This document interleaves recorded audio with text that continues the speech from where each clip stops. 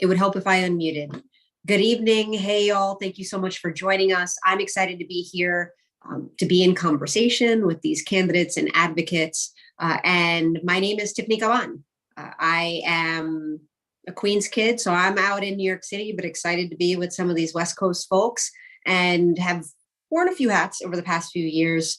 Former public defender, former candidate for district attorney out here in Queens, New York, and now a member of New York City Council here in Queens.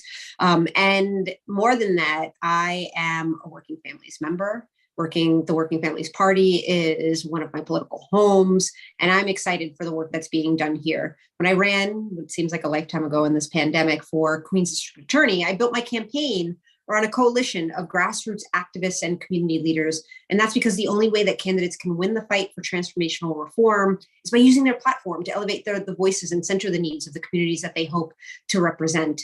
And what I appreciate about this project that we are embarking on together as a party and that we are doing around the country is that we recognize that when it comes to district attorneys, there is opportunity for really big transformational change.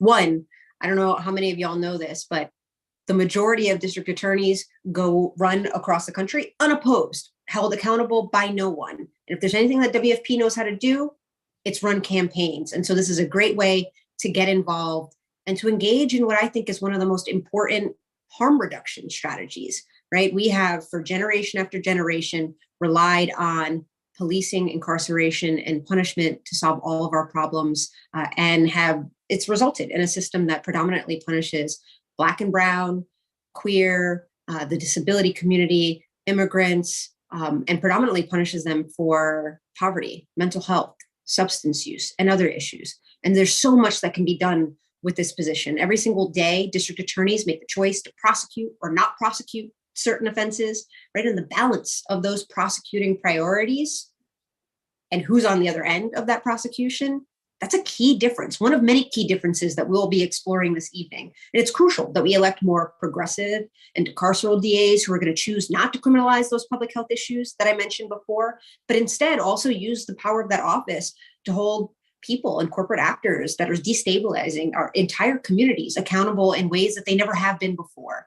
And at the Working Families Party, we're focused on building up the diverse coalitions that reflect and empower the communities that district attorneys are working in and laying the groundwork for those communities to keep their elected officials accountable long after Election Day. And the last thing that I'm going to say before we jump into this really incredible conversation that I'm excited about is that we have been doing this work for a long time, and we have gotten some incredible folks into office. And it is why in this moment, there is an attack, an assault, right, on these DAs who are trying to do things a little bit different, right? Shrink the size and scope a little bit, further justice, reduce the harm that our criminal legal system perpetuates on a day-to-day basis. And we know we're being successful because the attacks against us are getting that much stronger. There's a lot of fear-mongering. We're seeing it out in other places. And so my message to you is that this strategy becomes that much more important, that we hold our ground and we keep winning these seats and doing the work that we're doing. So I'm super excited to be here with y'all. And before we jump into it, I'm just going to make a little bit of a plug that you should get involved in this work too. So if you are interested, if you're on this call, I'm assuming you're interested, text CJI to 30403. That's CJI to 30403. I was never involved in electoral politics before running, and then immediately afterwards, I joined the staff of the WFP because I was so committed and inspired to the possibilities that can be had. So I'm here. I hope that by the end of this conversation, you are just as invested in making sure that these folks get into office. So I'm going to just transition right into it. We're going to start with a couple of folks. Raj Jayadev, founder of Silicon Valley Debug, and Sajid Khan, who is a candidate for Santa Clara County District Attorney. Now, Raj is a San Jose-based community organizer and advocate. He's the founder, like I said, of Silicon Valley Debug, a multimedia platform focused on storytelling, community organizing, and advocacy in California that aims to support people facing incarceration and their families. And Sajid is a career, first of all, as a former public defender myself, I love me some public defenders taking that seat of power and running for district attorney. So Sajid is a career public defender, a South Bay native, an outspoken civil rights advocate running for Santa Clara County District Attorney. Y'all, talk about what brought you to the work that you're doing and how you work together. Thanks, Tiffany. It means a lot to be on this panel and with my brother Sajid. And, I'm sort of like just in disbelief. If you told me, Tiffany, that Sajid and I would be on a Zoom call around DAs in 2022, I would have thought that it'd be about bringing down a DA. And while half of that is true, never in my wildest dreams will I say this brother Sajid, who I've seen advocate for young people I know, for families who stood with families who lost loved ones to police violence with us at rallies, that he'd be running for DA. So this is fairly surreal for me. It must be for you, Sajid, and it's great seeing you. And I don't know if you want to talk about your kind of long journey here, because it's been in hyperdrive, ever since you announced. Yeah, Raj, it is really surreal to be here with you and to be with everyone from across the country. Tiffany and the Working Families Party, thanks for having us. Yes, it is a unique moment in my life and a unique moment here in Santa Clara County. Just by way of background, my name is Sajid Khan, and I am running for Santa Clara County District Attorney. It is pretty surreal to say that, but I am a proud son of Muslim immigrants from South India who raised me and my siblings here in the South Bay.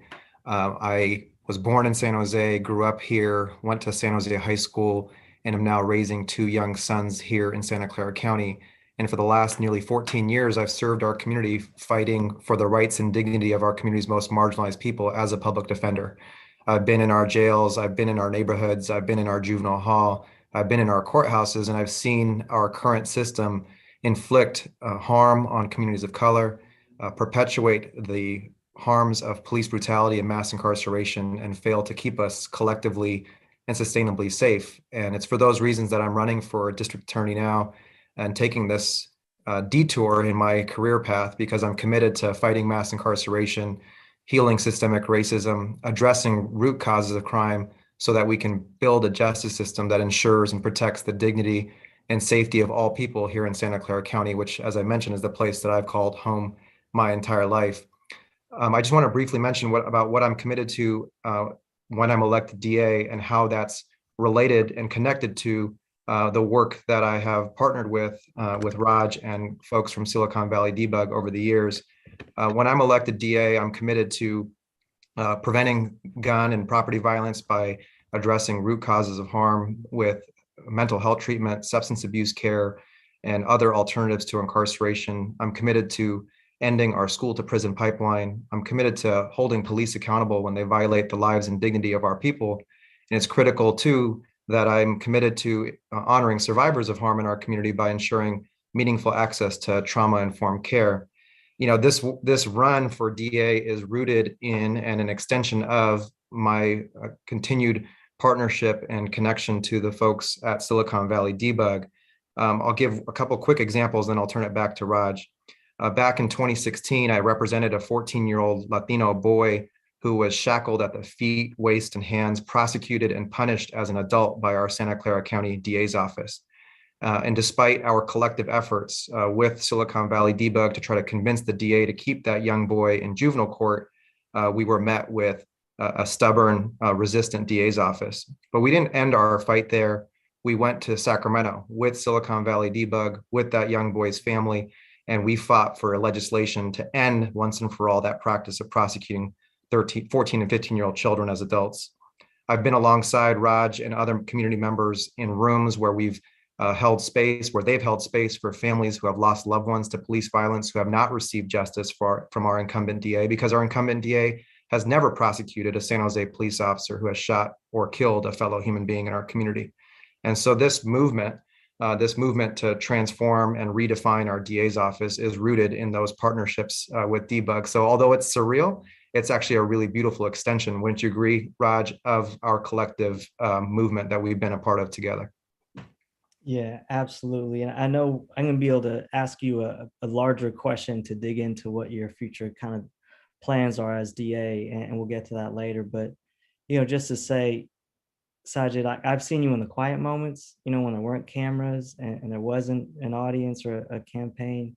And you've shown the same level of integrity in the quiet moments and the personal moments. And that's for us as a community that doesn't instinctually think of electoral politics, quite frankly, very often. When we see someone that's been shoulder to shoulder with us, with families who lost loved ones to police violence, with moms whose kids are being tried as adults, and we see you advocate with that veracity, that's when we know, regardless of the seat, you're going to be an extension of the movement. Now to put you in a seat where you really have the hand on the lever of a lot of important decisions in terms of our larger struggle for racial justice, that's an experiment that we've never seen, not here locally. And, I know we got to wrap soon, but I know for you, some of the things crystallized in this political moment that was born from the George Floyd uprisings.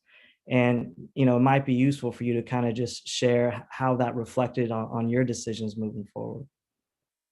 Well, it was a moment of reckoning in our community, unlike any other. We saw an outpouring in our streets where there was this real demand for Black lives to matter in every sense of those words, for a real drive for real transformation as opposed to on the edges of our criminal justice system.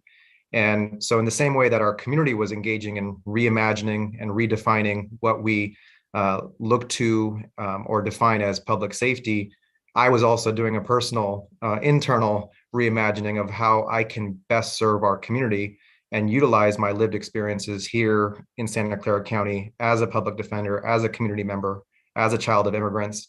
And so that's where it felt really aligned to now take these efforts that were, again, rooted in our jails, rooted in our courthouses, rooted in our lived experiences, and now take it to that top seat of power and pull that lever so we can make our community safer for all of us. So we're taking the leap, and when I say we are collectively doing it together, and I'm really excited about what's to come.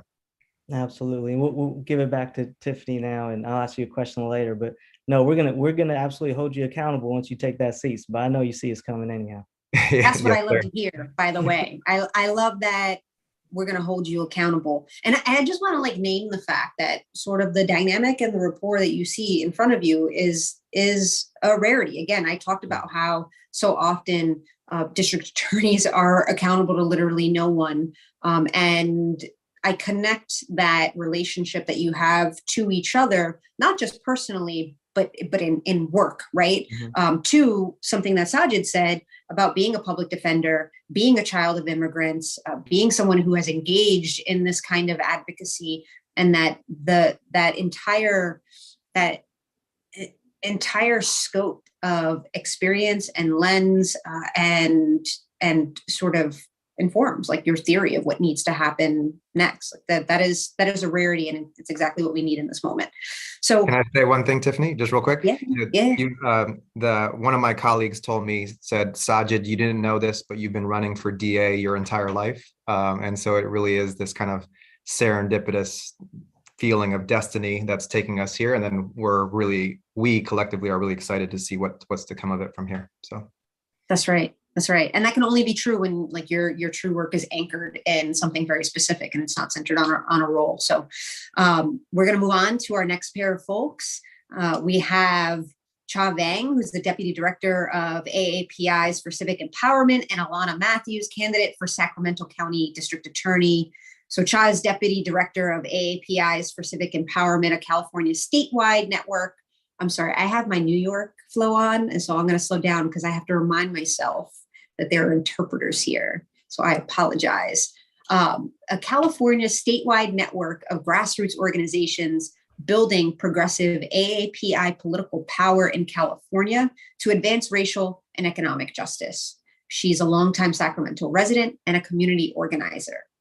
And as former deputy district attorney and as chief consultant in the legislature, Alana worked to protect survivors and victims in the courtroom and protect vulnerable communities in Sacramento County. And now she's running for Sacramento County DA. Y'all, talk about what brought you all to the work and how you relate to and work with one another.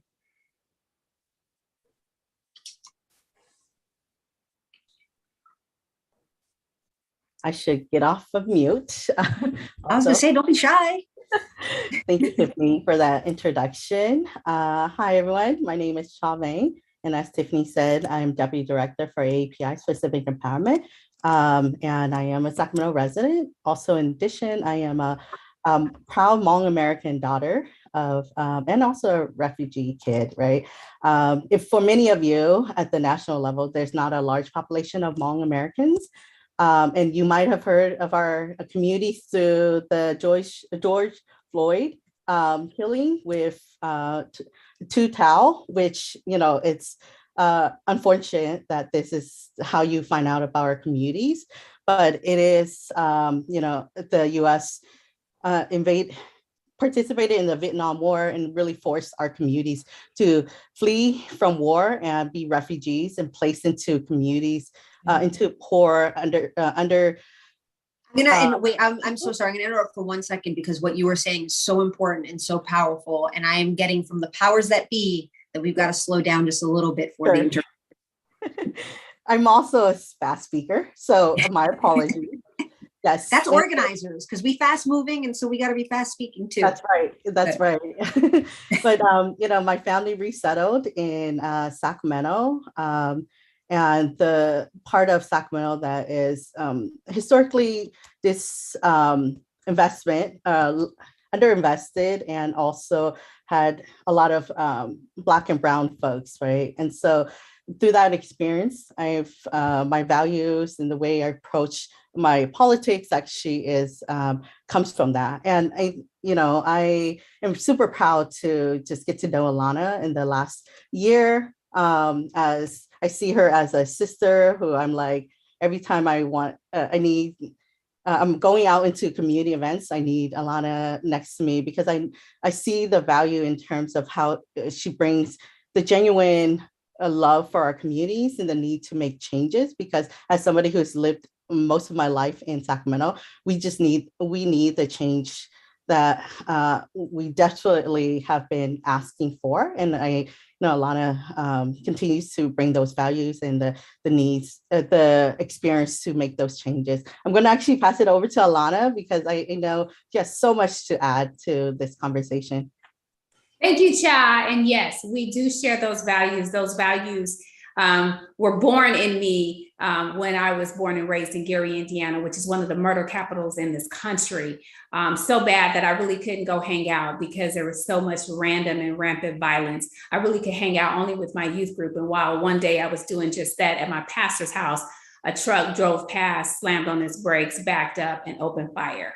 So I found myself at 14 years old being the survivor of a drive-by shooting. Again, random and rampant violence that really impacted every area of my life. And my parents just said, listen, the only way you can have a better, safer life is to go to college, get good grades, and just try to move into a better, safer area. And so I listened to my parents. I had an opportunity to go to a college prep school. So I left home at 16, actually, to start this bright new future, finishing my high school years on a college campus, and went for a walk. And wouldn't you know, another truck drove next to me, stopped. The guys inside called me the N-word, the B word, and told me to go back to Africa. But instead of just stopping, they got out and tried to attack me. And when I told my administrators what happened, they simply said, you shouldn't have been walking alone. And so in that moment, I learned two things. One, I may not be safe no matter where I live, but two, the system failed me. So my parents immediately came and said, we'll take you back home. But I said, no, the system failed me, but I'm not going to fail myself. And if they didn't stand up for me, I'll stand up for myself and all the other little Black girls who will be coming to that school after me. And that's what's driving me to run for DA, is because we have a system that continually fails when we normalize crime against certain types of victims and against certain types of communities, when we miss critical opportunities to keep communities safe because we are not focusing on the safety of all individuals. So the changes that are reflected in the values of standing up for others who don't get justice include the priorities of addressing gun violence here in Sacramento County. Unfortunately, we made national news with a mass shooting in our downtown area. We have practical steps and things that we can do, whether it's investing in violence prevention, getting guns out of the hands of abusers, or also going after ghost guns. But also we have to look at violence against women, whether that's domestic violence or sexual violence. we have to prioritize that. A lot of times we hear about accountability, but a lot of times it's not about accountability for those sorts of crime. It's a different type of problem. And then thirdly, we're seeing an increase in homelessness. As we know, there's been a pandemic and economic downturn. So rather than cycling those who are experiencing homelessness, substance abuse, mental illness, rather than cycling them through jails, we actually have to have programs that really work and connect them to the treatment and services that they need. So as DA, I'm going to prioritize real solutions. I'm going to prioritize transparency, but most importantly, I'm going to prioritize people and stand up for all people here in Sacramento County. So I'm going to follow with the time. I know we have some other people to talk. I look forward to the questions. So Cha, I'm going to turn it back over to you. Yeah, thank you, Alana. As you can see, why I'm supporting Alana and continue to be such a big fan of Alana. Actually, we're gonna also have some questions later on, but I'm gonna pass it over back to Tiffany. Awesome. Yeah, I'm very much so looking forward to the question conversation portion. And I just want to remind folks, I know that it's really tough, but language access is incredibly important. We've got ASL, we have Spanish, we have Cantonese.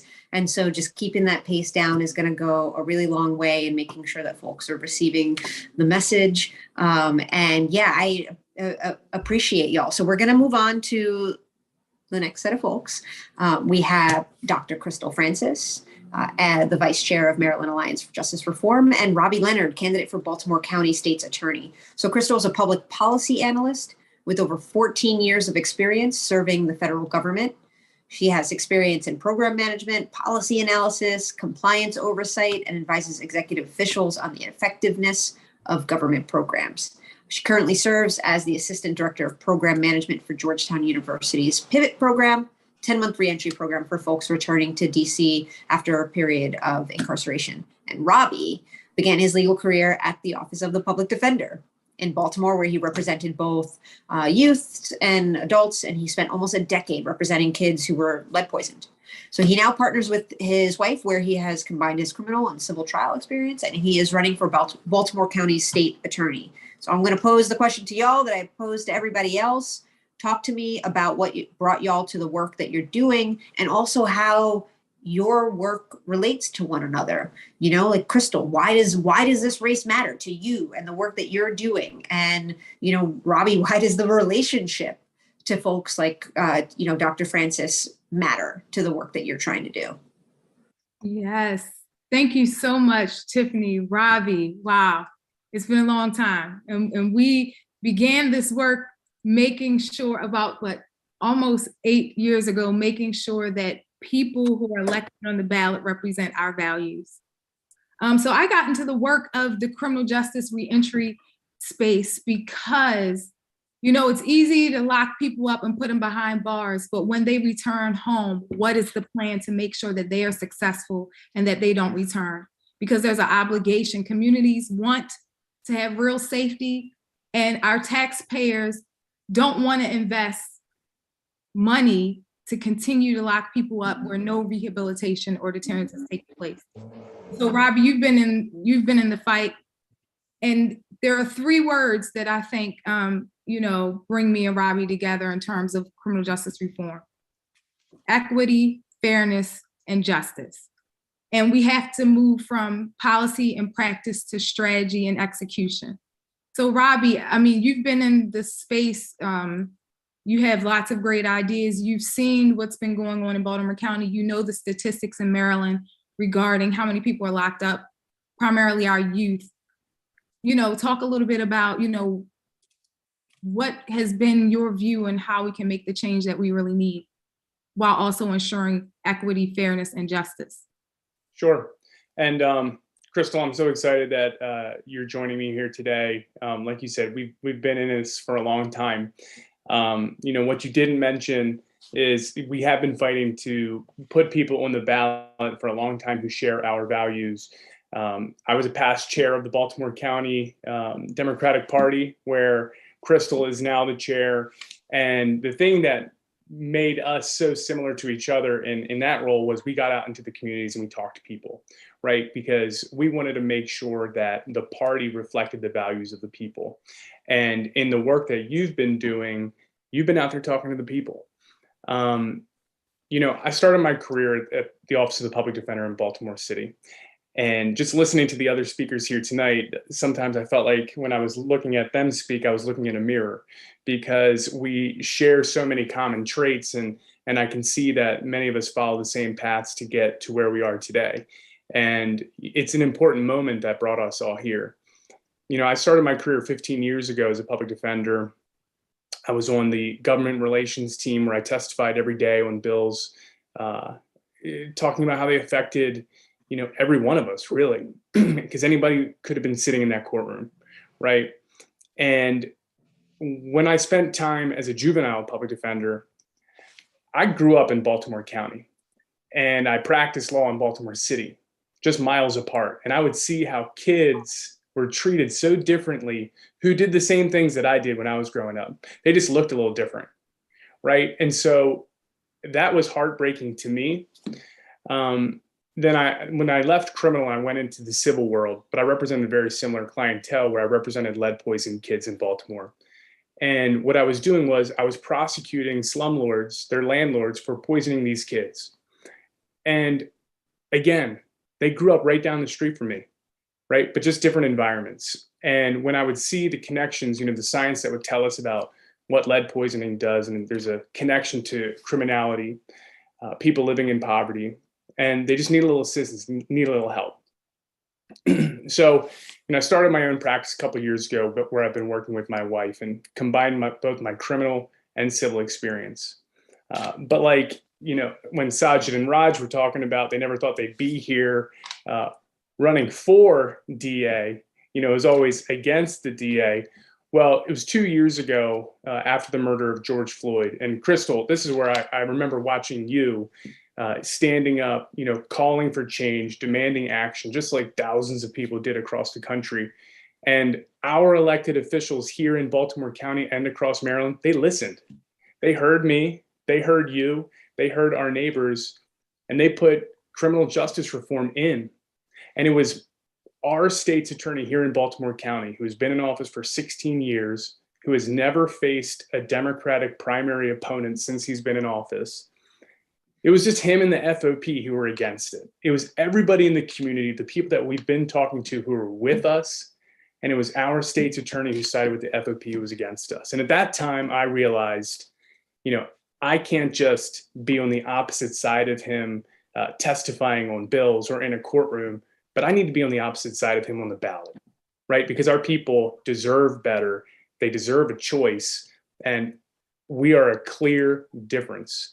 And so, I thank you for the work that you do, Crystal. What do you have going on next, Crystal? Like, what's next for you in this fight? Yeah, so I'm really excited to be on the ballot for county council in Baltimore County for District 5. So same as you, trying to make sure that we really see that change. But I can't wait to dive into the how you are going to do that work, and primarily addressing the youth that you talked about with your experience. So really excited. And I'm going to kick it back over to Tiffany. Dope. Thanks, y'all. I just want to, so first of all, I really love that exchange. But I especially, Dr. Francis, like you said some things that I think are the things that we look for in progressive district attorney candidates, right? This paradigm shift around what are the goals in the work and really getting to that root and saying, and I'm not going to say it in so many words as you said it, but results matter, right? That we can cycle people into the system, but if we aren't taking action to change behavior, to provide opportunities for healing, we're just asking for people to cycle right back in, and understanding that that is what we're dealing with first and foremost is the only way that we can start using different strategies and making some changes, and helping change behavior. So I appreciate that. All right, we're going to get to the good part of, obviously this was all incredible and I appreciate y'all sharing your stories, but we're going to dig into some of the policy and some of the harder questions, which I think that one of the defining things about having a relationship with the advocates that are there to hold your feet to the fire and push you some is to be able to have these exact conversations and ask these questions. So what we're going to do is the community leader on the call is going to deliver to their prospective district attorney candidate their question. And, y'all are going to weigh in. And this, I think, will be just a beautiful modeling of hopefully what it will be like when you are all in office and these advocates have very valid questions and are ready to knock down your door to have them answered. Okay, could I start, Tiffany? Yeah. Oh, I like that. Yes. Okay, we're gonna start in Santa Clara. But after Sajid, Baltimore, Sacramento, if you want to jump in, I think it has some applicability too. So Sajid, here's our question. The DA's office has historically been an institution of oppression and the main driver of incarceration. Your candidacy is occurring in a period when the call to defund the police is not only a rallying cry, but a policy demand to say that the best approach for harmful institutions is to shrink its imprint and its reach. As the next DA, how will you propose to reduce the role of criminalization and prosecution as a strategy for community safety? Do you believe we should defund the DA? Yeah, well, it was really hard for me to come to the decision to run for DA. It was a real spiritual struggle and existential crisis. And part of that was because of my lived experience with our DA's office and with the role being reduced to that of a prosecutor. And even that word is a really harsh word, and it connotes penalty and punishment. And I struggled with whether I could be a prosecutor. And what I arrived at internally was, I'm not going to accept that definition of the role of district attorney. I'm going to redefine it. We are going to redefine it to that of justice and safety advocate for all people. And so then when we look at it from that lens, I became much more comfortable with taking on this campaign and hopefully being elected as district attorney to be a justice and safety advocate for all people. And so when you shift that definition, when you shift that framework, and then the extension of that is a redefining of our allocation of resources. And I know the term defunding the police, defunding the DA has become very polarized, and it's been co-opted by those that want to inflame and those that want to counter our movement. So my colleague and my friend Avi, who you know, Raj, he talked about, it's not about defunding the police, about defunding the DA, it's about refunding the community. And I really love that framing. And so when we think about resources that are being utilized here in Santa Clara County, we have a nearly $160 million budget allocated to our DA's office. We are not a resource poor county here in Santa Clara County. It's the home of Silicon Valley. But those resources have been used in pursuit of the death penalty. They've been used in pursuit of prosecuting children as adults. They've been used to fight progressive reforms at the state level, including SB 1391 and SB 1437, the Racial Justice Act that you and Debug and so many other community activists have been on the front lines fighting for. And so imagine if we had a DA's office that was saying, we are not going to solely be this tough on crime prosecutorial DA's office. And so we're going to stop those practices. We're going to stop pursuing the death penalty and prosecuting children as adults and pursuing 3 strikes enhancements and gang enhancements that don't make our community safer and take up so much bandwidth. We can free up resources right here within the DA's office to reallocate to solutions in our community that actually make us collectively safer in the long term. Because there's no proof that our current system is making our community safer. In many ways, it's actually breeding the very harms that we're turning to it to protect us from. There's no proof that gang enhancements, for example, are reducing gang violence. There's no proof that prosecuting children as adults is reducing violent crime committed by children. What does and what will be trauma-informed educators in schools, educational and vocational programs in our community, access to housing, access to meaningful healthcare. We're in the midst of reproductive rights and access to meaningful reproductive rights and access to safe and legal abortions. And so we can free up significant resources if we have that sort of leadership at the top seat of our DA's office, and we can divert them into programs that actually make our community safer. I'll end with two thoughts. One is, in California, there was our governor signed a law for primary caregiver diversion, which is a law that allows parents and caregivers of children to be diverted out of our criminal legal system if they're able to successfully complete certain programs that help them be better equipped as parents for the children that they raise. Our incumbent DA has yet to implement a primary caregiver diversion program, for example, in Santa Clara County DA. There are other opportunities. We're talking about the Working Families Party. We can partner with labor unions. We can partner with local universities and schools to route people, especially young people, out of our system and into vocational and educational programs that actually address root causes of harm and make our communities safer in the long term. And so those are some of the thoughts that I have been trying to articulate and present into the world.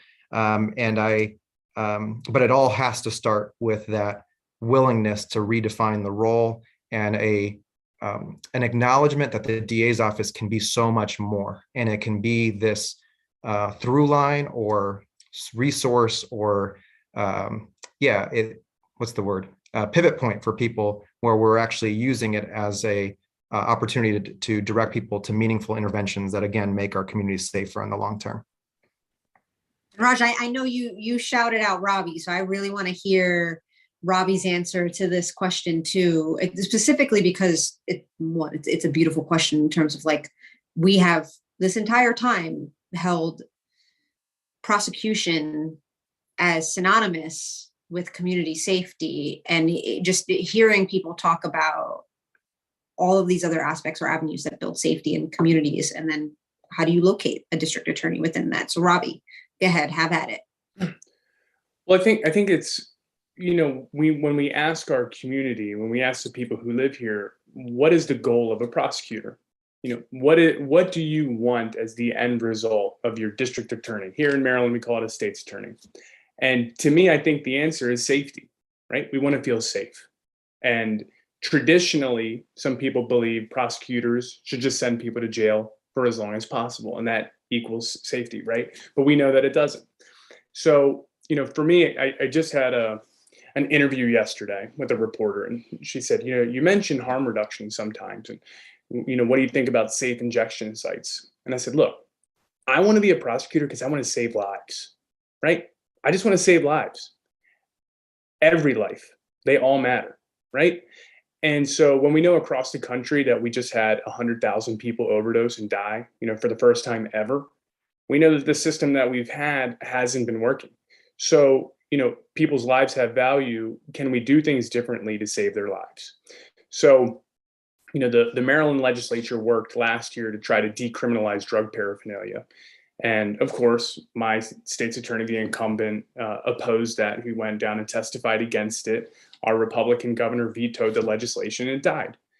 And, I just said, well, what does that do for public safety to continue the system that we have right now, where, people are using needles and then don't want to get caught with them. And so they throw them into the alley, throw them into a playground or wherever, and they can't be using them in a safe area where they're going to live another day. Right. And I believe in recovery and redemption.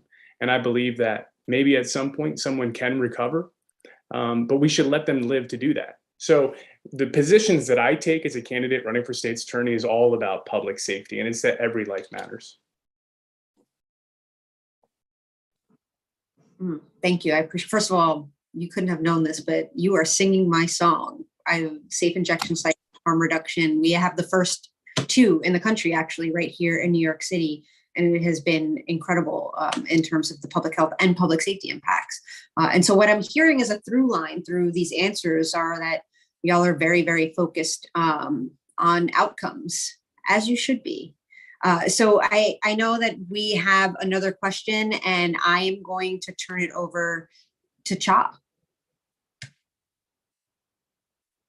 Am I next, or is it Crystal? Oh, okay. I can go next. Thank you, Tiffany. Alana, earlier you mentioned briefly about the mass shooting in Sacramento that occurred recently, but there's been mass shootings that have been captured in the headlines recently, but we also know that gun violence continues to ravage our communities. Many of us feel really helpless because Republicans continue to block any legislation in the federal level. What can be done on the local level, and what role should DAs play? Yeah, so I think this ties in very nicely with the last question. And I think we first have to look at what the role of the DA is. And both of my colleagues have mentioned, or panelists, what the traditional role is. But I think there are two additional roles, not only to seek justice in criminal cases, but I think the role of the DA is to prevent crime, very simply put. And then the third role, I think, is to be a trusted leader among the diverse constituents that you serve. And so that's important for things that happen, like the shootings that have, I referenced earlier, which was high profile, or whether it's just happening, all the time in other neighborhoods. So I think it's important that we realize when really bad people do really bad things, we need the community. That's how we're going to get justice. Those are our witnesses. Those are our corroborators. And we have to make sure that we have strategies and tools and resources that's building the trust within the community. And so as we look at redefining the role of what the DA does, we also have to redefine what accountability is. Too often it is equated with punishment, but that may not be exactly what it is. And sometimes you don't get that, right? There are acquittals, or there are a number of reasons you might have to dismiss a case, and then it feels like institutional betrayal. So accountability is really rooted in an individual accepting responsibility for the harm that they've caused. They're trying to repair that harm, and then they're committing to not holding future harm and committing future harm. So I think that looking on the federal level, almost every DA's office is able to give away grants. And so when you look at that second role that I talked about, is preventing crime, it's very important that we invest in violence prevention. But also when we think about addressing the root causes of crime, that's a place for the DA to be. So if we're looking at economic opportunity, underinvestment in education, even climate change, that has a role, even reproductive rights, right? Because that all plays a role in addressing the root causes of crime or trauma that has happened in community members. In most public health schools, they'll teach you, if somebody is getting sick from a well, everybody who drinks from a well is getting sick, you can write prescription after prescription after prescription. Or you can simply go to the well and say, what the heck is going on with this well? And we need to do that with some of our communities. Instead of writing sentence after sentence or prosecuting case after case after case, we need to go into communities and say, what's going on? And we know the answer is underinvestment. It's lack of opportunity. It's limited education, limited support and resources. So some of the programs that Sajid talked about, whereas we're helping support parents, those are all the areas that we can strategize and promote as DA that would go to that second duty or second role of preventing crime, and then getting the resources for that. We need the economic investment to support that. We need the institutional infrastructure to support that. And the DA has to be the role, has to be the voice that uplifts those strategies, because it's such an important role of safety. One of the things that, in addition to being a prosecutor, I've worked in the legislature. I've also been an executive leader as an appointee. So you understand how to drive organizational change with that type of experience. And you also understand how to leverage political and legislative relationships, whether at the state level or the federal level. It being in a pandemic where people have been isolated, we have to look at how is that also contributing to mental health? How is that then contributing to someone's lack or ability to seek gainful employment to take care of their needs? So there are so many different interconnected relationships that we have, and that's where we need the funding to get the resources to better carry out each of those roles. And it's great if people don't have to see the DA on the worst day of their life when crime has committed. but you actually see the DA in the schools. You see the DA in the mental health circles. You see the DA talking about economic opportunity, because at the end of the day, that role impacts safety, and those strategies will help our communities.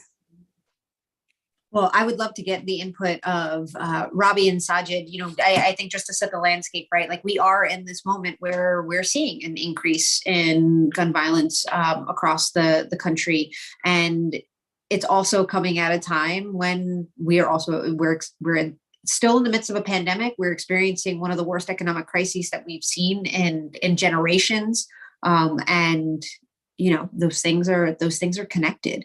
And especially interested in your perspective also because you sharing that experience as you know, a public defender. I often said that, you know, on any given day when you're in a courtroom, one day the person is your client, the next day they might be a witness in a case, the next day they might be the complainant in a case, right? And so, you know, this kind of erasing that binary of there's the perpetrator and the victim, but understanding that there are just people, and there's a lot of interconnectedness there. There's a lot of complexity there. And so talk to me a little bit about your approach to gun violence, what we're doing, like what we're doing wrong now and what we should be doing going forward. Yeah, if I may, Robbie, when I think about gun violence, I think about my experiences as a public defender representing a young boy who was also prosecuted as an adult, someone that Raj will know of, who I met, who was accused of a violent gun-related crime. And when I started to talk to him about his context and his story, he started to mention to me how many of his friends, also teenagers in the community, had been shot and killed over the previous 3 years of this young person's life. And I thought he was making it up because he was telling me, I think that he told me about 10 people, but I ran every one of those names through Google, and there they were in the San Jose Mercury News. 14-year-old boy shot and killed, 15-year-old boy shot and killed, 16-year-old boy shot and killed. And it is the lived reality of many of our young people, especially young people of color here in Santa Clara County, and I'm sure in places like Sacramento and Baltimore. And so when we talk about gun violence, we have to talk about mental health, and we have to talk about trauma, which Alana already mentioned, because gun violence is inextricably intertwined with those issues, with mental health and trauma. And in many ways, hurt people. And this young man that I represented was a hurt person. He had been subject to significant trauma in his life and then turned that hurt outwards into our community. And that cycle just continues and continues on. And when you dug deeper into this young person's life, he never received any sort of trauma-informed care. He never been diverted into any sort of school counseling programs or any recognition that he needed that sort of support. The only time the system paid attention to him was when he committed a violent crime. And so it really does require, again, a real significant reinvestment on the front end of our communities, well-resourced schools, smaller classroom sizes, trauma-informed professionals in our neighborhoods, after school programs. And some people will say, well, that's not the role of the DA. But as Alana mentioned, the DA is in a unique position to be a countywide thought leader when they define the role as a safety and justice advocate, to be in city council meetings, to be in board of supervisor meetings, to be in school board meetings, advocating for those resources, especially advocating for resources away from policing and punishing, so that we can actually cultivate that long-term safety in our community from things like gun violence. Thank you. I will say, as a current city council member, I would love DAs coming up in our space being like, how can we help you get more resources to build out this infrastructure so that we don't have to see people anymore? Exactly. So there's one thing that I want to highlight that you said that I think is so important, because what we're talking about in redefining a role requires a paradigm shift. It requires a reorientation. And when you said hurt people, that's a big part of it. And understanding that an access to changing behavior is opportunity to heal. But something that an organizer told me recently that I just feel super compelled to share is that to take that to the next level on varying levels of harm is that not only do hurt people, but when you're in a position of power making these decisions or in your everyday life, to never forget that someone survived you too, and that you have caused harm. right? And like understanding the universality of these things is just really, really critical and powerful, I think. So thank you for sharing that. And we are going to move to our next question, which I think the good doctor is going to share. I hope you don't mind. I just got to make sure I am every single time putting that respect on your name because you earned it. Thank you so much. So Robbie, what are your plans to address the youth, particularly from the low-income communities who are brought into our criminal justice system? What policies would you put in place to ensure fair and unbiased use of prosecutorial discretion in juvenile court? Sure. First, I'm just going to give myself this plug here too. I recently got the endorsement from the Teachers Association of Baltimore County, and I don't know what it's like in Santa Clara or Sacramento, but to get on the Apple ballot, it's huge here, right? When people go vote and they get handed that red apple with a list of who to vote for, I'm so honored that the teachers and the education professionals put their trust in me. And Crystal, with your question about youths, we're talking about the kids who are going to school, right? We're talking about making sure that our teachers feel safe and our education professionals feel safe, but that the kids feel safe too, and that they can get the education that we're sending them there for. We're coming out of this COVID pandemic, and I'm gonna knock on wood right now because I probably shouldn't have said we're coming out of it. We might be getting right back into it. And look, schools were shut down for how long? I mean, our courts were closed for about a year here, but the kids were, you know what they say about idle hands, right?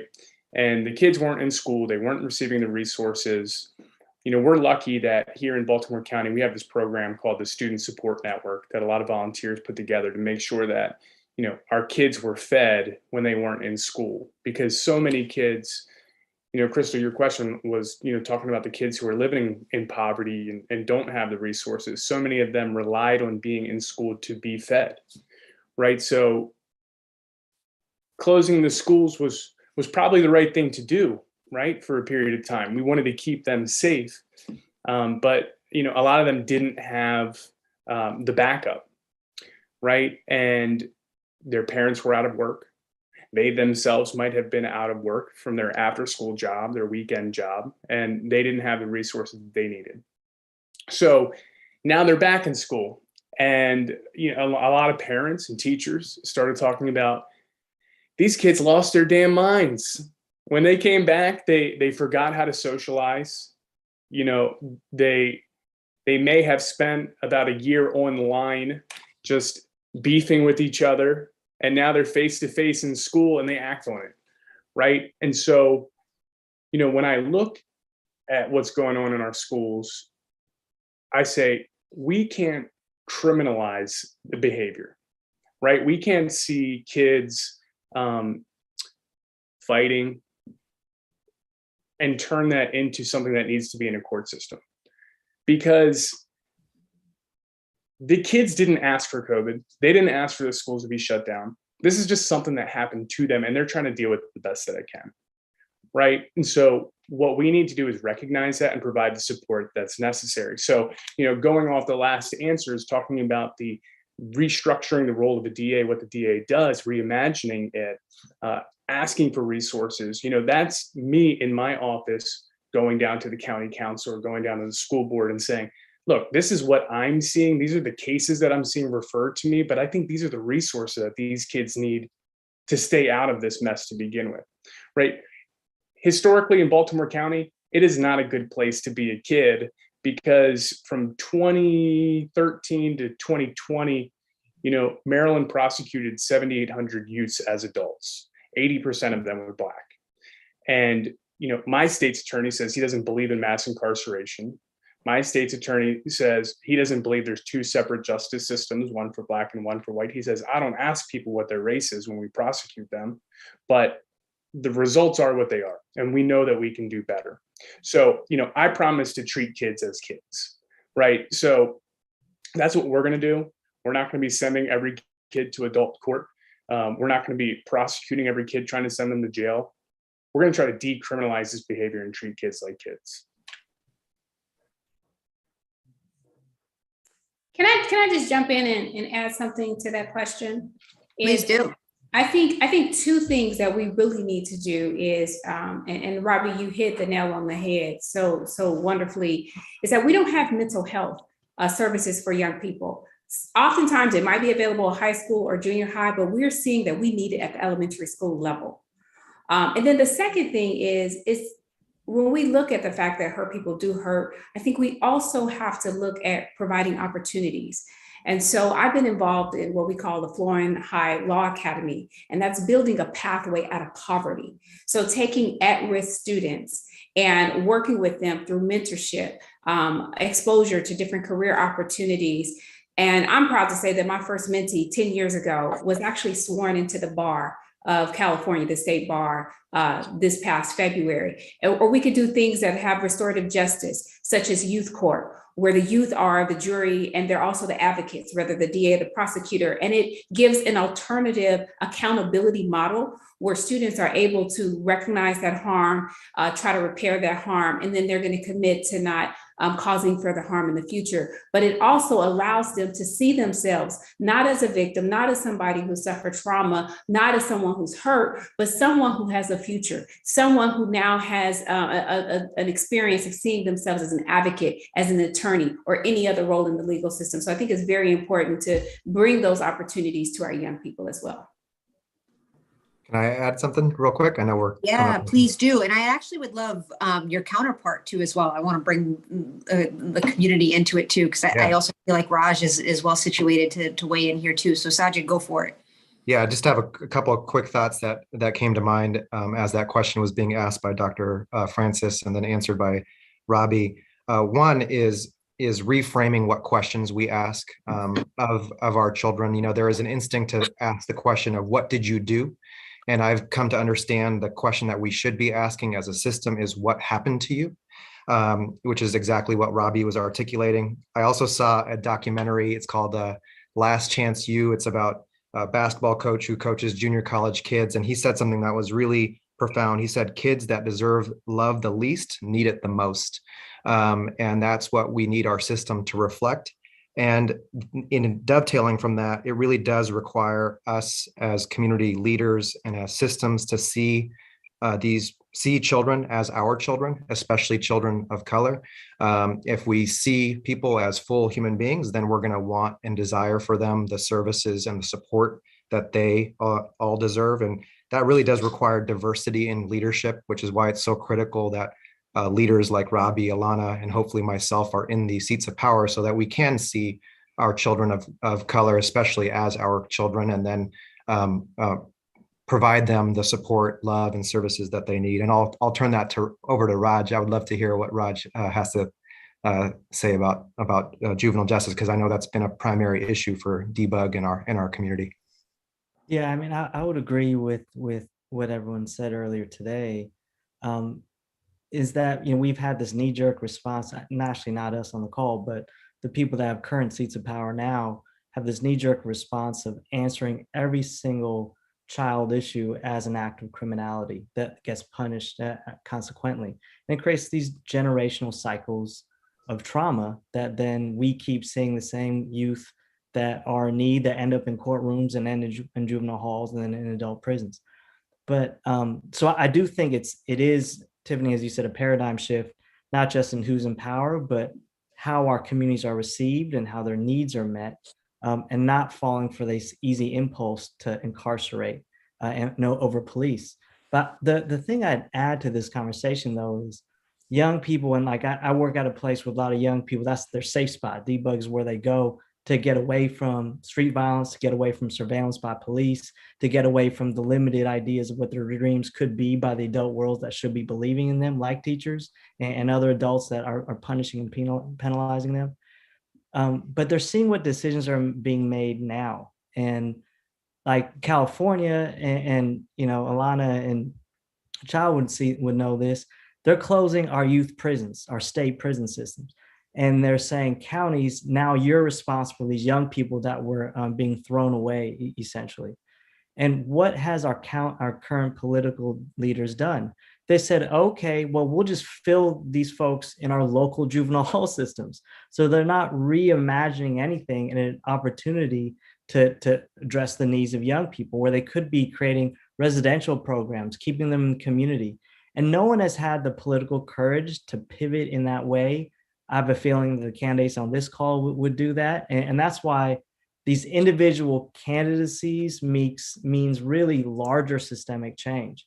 And, you know, the other kind of signal I'd say that is indicative is when we're making decisions policy-wise for 10 years from now, a generation from now, what we're really talking about is kids today.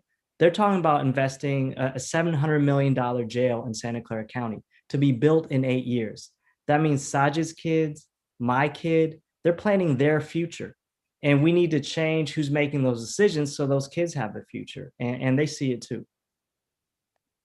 Oh, what a powerful note to end on. So I'm gonna kind of wrap up by thanking y'all for participating in this conversation, thanking folks for tuning into this conversation. And before I make an ask, because this is not a spectator sport, y'all, and we all have a responsibility to move these, move and fight for these changes that we'd like to see. But I want to bring it full circle a little bit. At the top, there are lots of important aspects of the power of this role, but I highlighted the one of prosecutorial discretion, right? Deciding what to prioritize to prosecute and what not to prosecute. And I think it was Robbie that brought up this moment that we're in terms of the attack on reproductive rights, which actually I think is an attack on a whole host of other things that are connected to that. But the point is that when you are a progressive DA running for office, you will get people asking you again and again, or telling you rather that your job is to prosecute crime, period. If it's against the law, you prosecute it. But the reality is that each and every day, DAs make the decision to prosecute lots of things, and every day they make the decision not to prosecute lots of things. And in this moment, we can really contextualize that when we see the possibility of abortion being outlawed, and like what DAs are going to take that stand and say, no, we are not going to prosecute these cases. Right. And these are powerful decisions that get made. We can prosecute bad actors that are destabilizing entire communities. We can decline to prosecute crimes born of poverty, mental health, and substance use. And that is powerful. That is life-changing for lots of people on the ground every day. So I'm going to ask y'all to do a thing. If you want to discuss what you heard on tonight's stream, then this Saturday is the time to do it. Right? Our CJI team will be debriefing. I still say our, I miss y'all. I will be debriefing what we heard here tonight and discussing ways to get involved and engaged with this movement. So join the WFP CJI team this Saturday at 1 p.m. Eastern, 10 a.m. Pacific, and you can RSVP at wfpus.org/521 debrief. And I'm sure that'll be thrown up on the screen there somewhere. So again, I want to extend my gratitude to everyone that's here. Thanks, y'all. Let's get you over the finish line and really appreciate you. Thank you.